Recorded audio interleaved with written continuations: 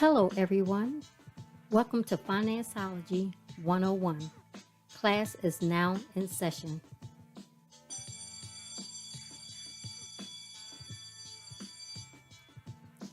The information provided during this podcast is just that, information. You will need to do further research to address your specific situation. Enjoy the session. Welcome, everyone, to another session of Gifted Generations presents Financeology 101. I'm one of your hosts, Robin Seegers. And I'm your other host, Elroy Seegers. So today we have a special guest here. And this session is going to be talking about her journey to financial freedom. Whoop, whoop. Where she started from and we'll have two parts. The first part will be where she started from, and the second part, y'all will hear where she is today. So, quick question. Give them a taste of where are you right now mentally? How do you feel about your process? How do you feel about where you are financially right now? Well, I would definitely say I'm in a place where I feel that I'm at a place of peace. And I can say that I've never felt like that before as far as when this comes to my financial security. You always hear people talking about financial freedom, so to speak, and being, free from worry or free from debt. And I don't know if necessarily, if it will ever be free from debt. You probably will always owe something to someone, but just I don't think I've ever been in a place before where I've just felt where I've never had to worry so much about my next financial decision, or where I was going to be financially, or have doubts about my future. And so I definitely can say I'm at a place where I'm at peace where I am with my finances, and I don't think I've ever been in a space like that before in my life. Powerful. And I was just going to say, you did that. I was going to say, and now you're exhaling because you've been holding your breath all this time. Now you're exhaling. So that's awesome. Who was the individual company to help you out? Let me see.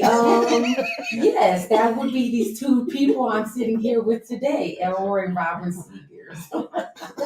Gifted Generation. Yes, indeed.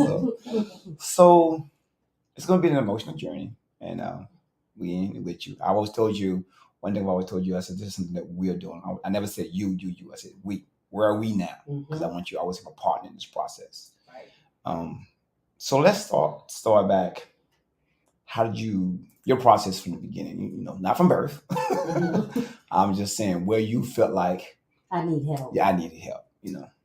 Well, actually, you said not from birth, but I actually do want to kind of just go a little bit back. Okay, that's fine. Let's do that. Yes, because a lot of people, some people might have been brought up in households where they were given the tools to, learn how to save and, be good with their finances. And it's unfortunate in the Black community, we aren't taught that a lot. Amen. And so I will say that I did grow up in a household where I did live with a single mother, and she did what she had to do, to make ends meet. And so, shout out to mom. Yes, exactly. Shout out to my mom. So, she did what she had to do to make ends meet, but but there was never a place or to teach those lessons of how to save money, because she was just doing all she could do to put food on the table. Right. And so when you don't when you're not necessarily taught those lessons, I think you just go through life just kind of learning as you go, and making it happen as you go. And so I think that with me, I just kind of just went through life just kind of picking up pieces as I went along. And I said we didn't want for anything, but we didn't necessarily have the mindset or the mind savvy to learn how to save and put ahead for the future. And then, I went to college, and unfortunately, I was able to sustained a academic scholarship to school, so I didn't have any college loans, and then I went straight to the military. So I was the Army. There you go. Okay, no, shout out to the Army.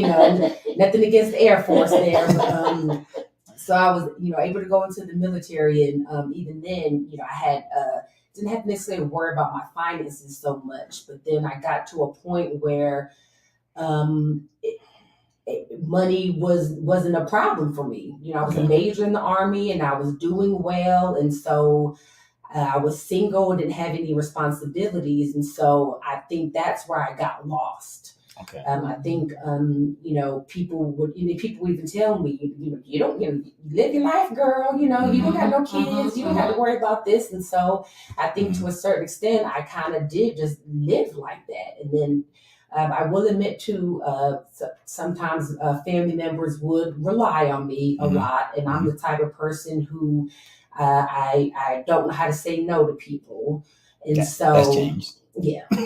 Whether it be, financial, monetarily, or just people always coming to me needing advice and wanting to know what to do in a certain situation. Even though I might not have been physically there, just family just always relying on me to be kind of like that soundboard, that person of reason.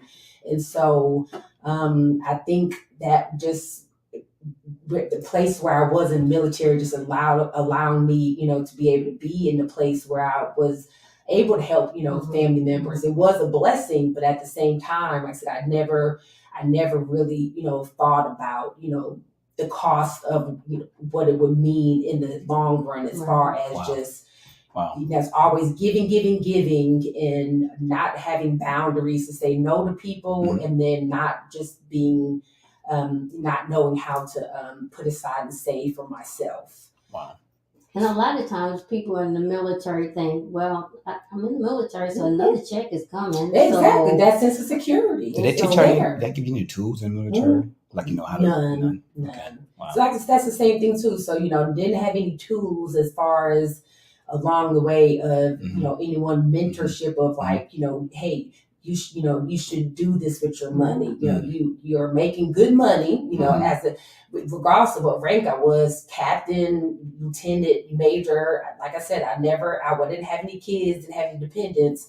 So I was making, good money, but never had anyone to kind of give me those tools, anyone to say that, hey, you are doing good for yourself, but hey, let's think about, putting money aside for a family one day, for your future one day.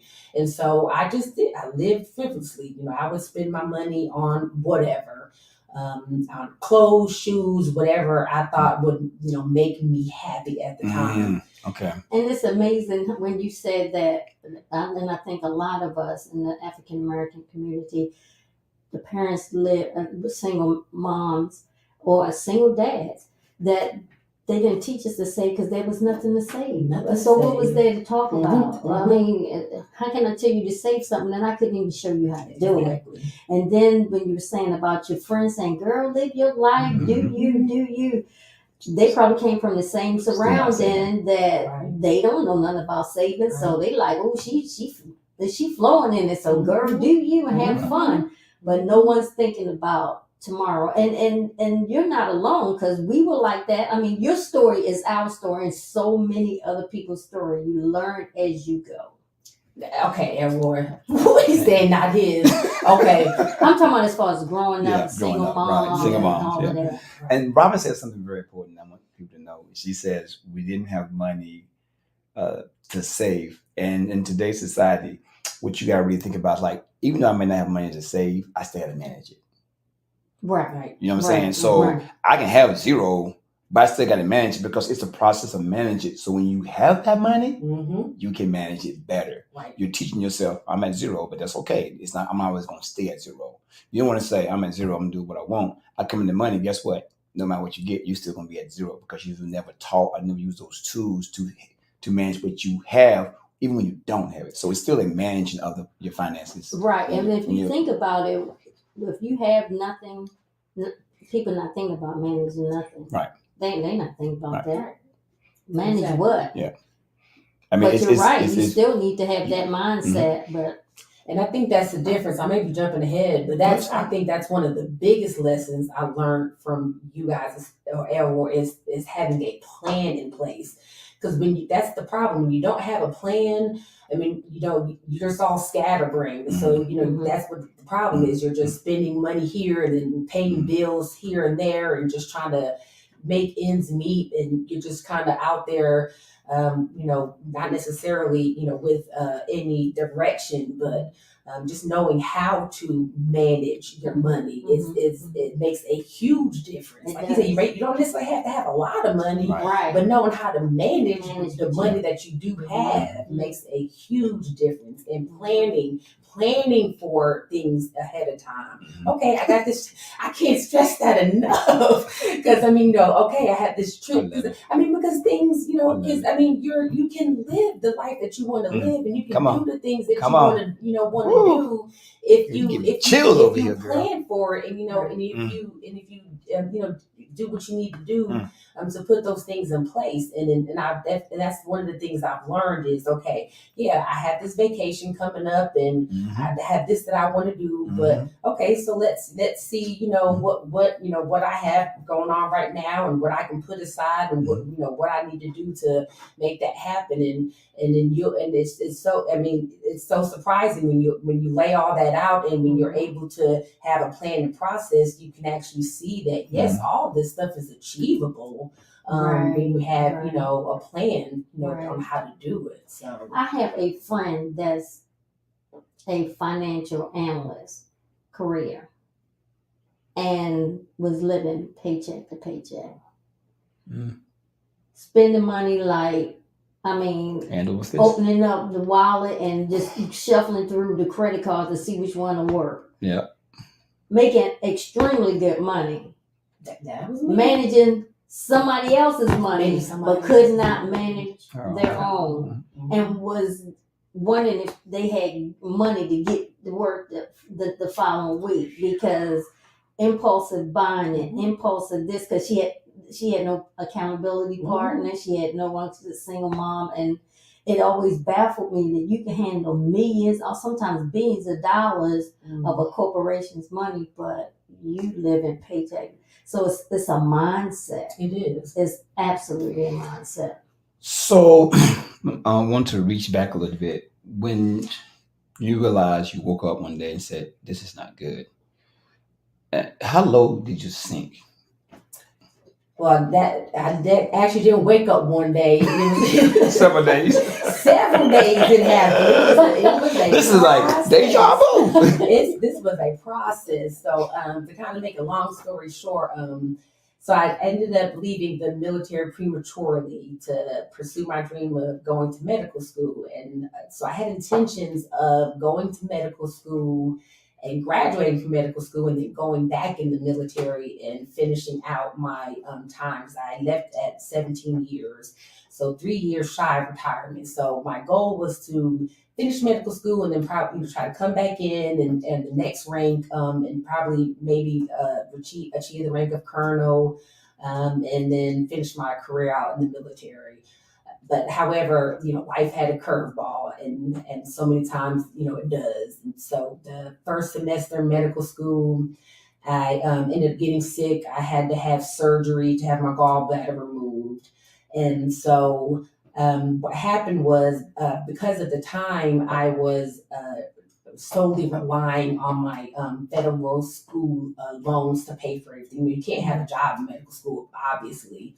So because I had to take medical leave and I wasn't considered a student anymore, I was not able to receive financial aid anymore. Wow. Yeah. So then that the money started basically drying up. So I was there and I had to wait for the next semester of school to start the next class. But like I said, I was there with a whole apartment with bills to pay, Mercedes-Benz with a $900 car payment. Wow. Yeah, it was crazy because that I was on the up end, like I had traded it in and had upside down on that. So anyway, but I was able to afford it though when I had Melissa's major money. But now I didn't have the school federal loan money coming in because, like I said, I wasn't an active student at the time, so I was not able to get that money.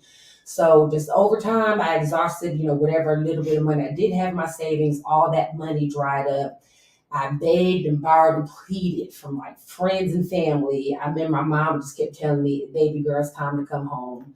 I just remember she just was like, it's time, you got to give it up. And I just was like, this is not happening to me. Mm. This is like, I'm, here, physically here. At the finish line. At the finish line. Like, God has allowed me to be able to actualize my dream of being a doctor. I'm here in medical school, I'm almost about to make it happen. And like, this is how it's going to end. Mm-hmm. And I'll tell you what, I don't share this with most people, but I think this got me to almost to rock bottom when my car got repoed. And you think you see this kind of stuff on TV, like this is like TV type stuff. Wow. So I remember I was in lecture hall. I wasn't, actively a student, but I was still just trying to kind of, keep up my studies and stuff. So I think I was in one of the lecture halls and I came out and didn't see my car. Because I was like I was like 3 pages behind by that point. So they was like, come on now, you just ain't gonna keep this car. So I came out the building and was like, now I know I parked my car on that road because I usually park in the same spot. So I just was like, okay. And it didn't click to me until finally it just clicked to me. It's like, wow, they came and got my car.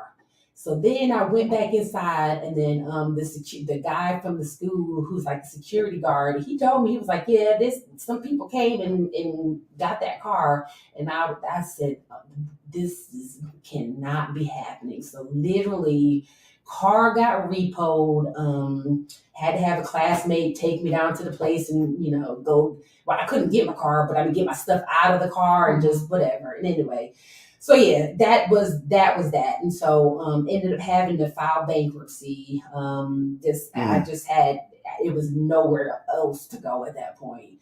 And then the part that just really was the hardest part was having to make the decision that I had to pack up and come home. Because it wasn't going to happen. I wasn't going to be able to start the next semester and, start school and, just finish on because I wasn't even in a place financially to be able to take care of myself.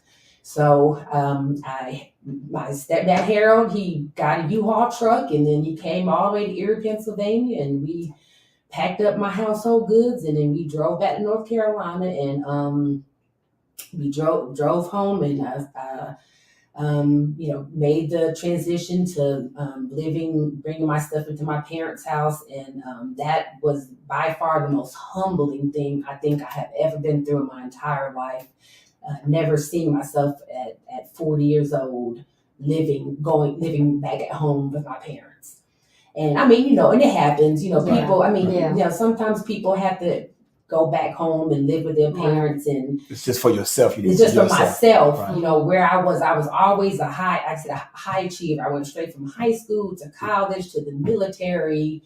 Just was always a high achiever, excelled and stuff. And I just never saw that for myself. And so, evidently God was trying to get my attention, and he was trying to get it in a big way. And he definitely did get it in a big way. And, so that's what happened. So I found myself there. And like I said, I think the lowest point that I think that I never ever thought I would ever see myself again. So that's what brought me to a point where I said, I need help. Because obviously I'm not going to be able to dig myself out of this hole by myself. And it wasn't even then. It wasn't then. It took some years. I came home and was still living with my parents about 2 years.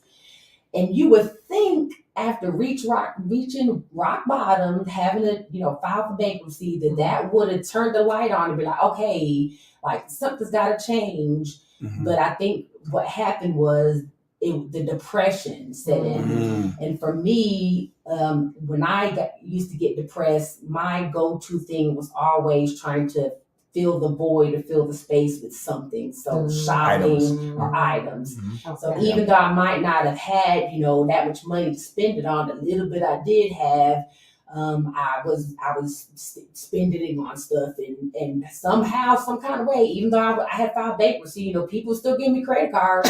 So Bad credit callers. Right. Good So credit callers. look, and everyone knows, because Lord knows when he first started the journey with me, and that was the thing too. I was like, it took me so. I think that was the thing too. It took me so long to even just ask for help, because I was like, somebody's gonna look at my debt and be like, "Is this girl serious? Like, you seriously? You're a grown woman. Right. No, like really, you're a grown woman in your 40s.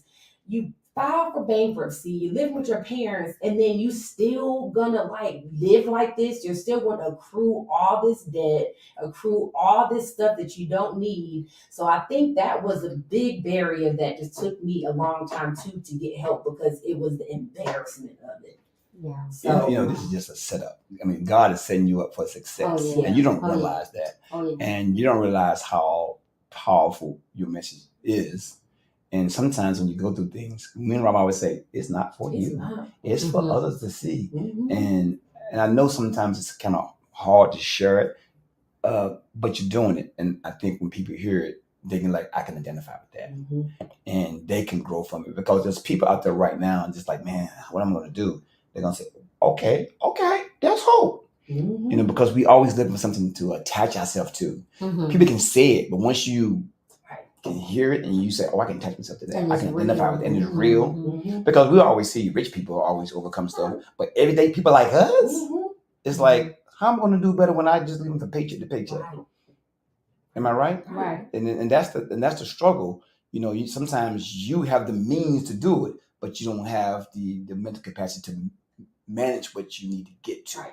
And the other thing people going to take from this is that God is something our pastor always say. He going to display all your stuff right on Front hey. Street. Amen. But it's going to build your character.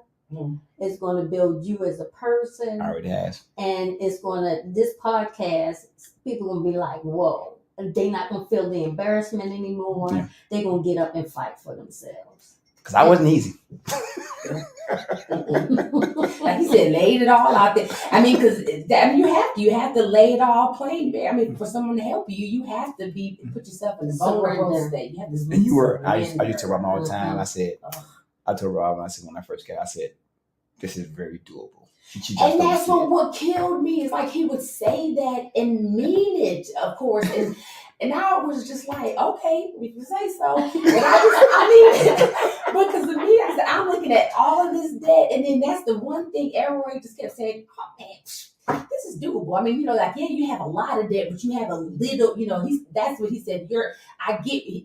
I think what was the thing is he got me. Like he could see my spending habits and he understood like, okay, like I understand like what type of person you are. You're the type of person that like, you know, impulsive buyer, shopper. Like when I want something, I gotta have it now and I want it now. And that's what leads to, you know, me having all these little loans and all these little debts and all this little stuff. Mhm. And it's just impulsiveness and like I said, wanting to fill a void and just wanting to, you know, have something to come from me at the time, knowing that that's not gonna last for long. Mhm. And so he got that. He was able to see the big picture, even though I couldn't, of course. But She always say, Rob, she always say, I don't see it. I I don't see said, it. you gonna stop saying that. I don't see Yeah. it. I said, you gonna stop Okay. saying that. Mhm. Because when we would sit and talk about it, I always say this about him, and this is the gift that he operates in.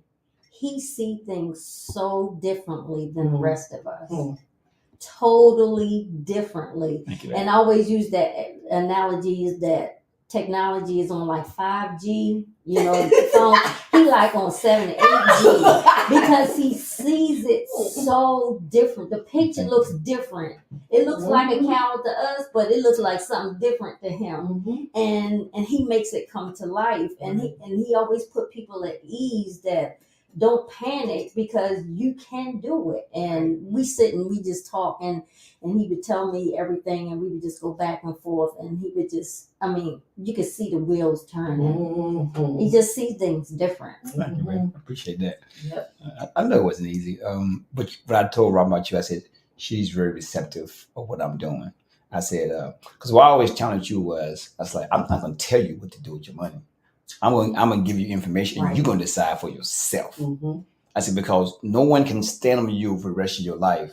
I said, I'm going to give you tools to help you make decisions. So when we start to pull back, you can use those same tools to apply to everything in life, especially your finances. Mm-hmm. You know, and I know sometimes like you did what? Right. There were times. You did what? I had some Because setbacks. we always say we can't want it more than they want it for Right. themselves. Right. If we want it more than they want it for themselves, they're not going to get it. Yeah. So we can't want it more. So we were talking, it's like, okay, pull back a little bit until they want it. Mhm. Then you know you got them. When they calling you and they texting you and they like, tell me this, tell me that, then you know you got their attention. Look at that smile, man. That smile is big and bright, man. Just your walk is different, man. Your presence is different. Okay, so that was part one. We're gonna go ahead and wrap this up. Put my bifocals on here so I can see what I gotta read all these messages. So if you guys just don't know, we do have an app out there. It's called Bags of Money. It's on your Play Store. It's not on Apple yet, but it's coming. It's coming. And you can find us on our podcast at giftedgenerations-llc.com/podcast. That's our website. Don't forget that dash. If you do, I don't know where you're going to end up. Also on Facebook, it's Gifted Gen LLC. Instagram is gift.gen. YouTube is Gifted Generations LLC. And that is with an S, Gifted Generations LLC. So just so YouTube is there. And my wife has so kindly worked her heart out to get us on Spotify, Google Podcasts, iHeartRadio, and Twitter. So all those sorts of things we can find us on Finance-ology 101, and then Twitter. She just started that too. She gets all this stuff out there. I'm like, yeah, go ahead and do it, baby. At Gifted Gen 2019. So we're gonna wrap this session up. But I my want wife to wanna say something else quick, before we wrap right up. Go quick about the app. The app is a financial app. Yes. He kind of glossed over it. I It's a did. financial app.